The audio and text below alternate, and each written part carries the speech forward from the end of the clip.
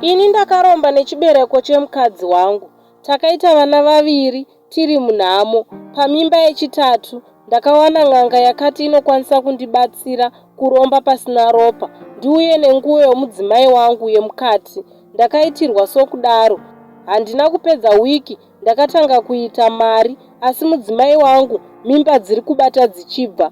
Ndatove ne5 years ndaita izvi. Nyangwe ndikada kuita zvekumitisa chaizvo, mimba dzacho dzinongobva, mari yobva yawedzera. Dambudziko rava pakuti hanzi handei kwamadzibaba nemukadzi wangu tinoshandirwa. Ndiri kumubvunza kuti vana unoda vei? Hanzi ndinoda 1 wekupedzisira. Paisu tine 2 boys. Nhai vedu we, ndomunyeperawo kana kumuvhara ndichiti nokuti ari kutonetsa nenyaya iyi. Obvious patichasvika ikoko nyaya ichangobuda pachena kuti ndini ndiri kukonzeresa. Ndoita sei hama dzangu ndibatsireyo vanotuka tuka henyu.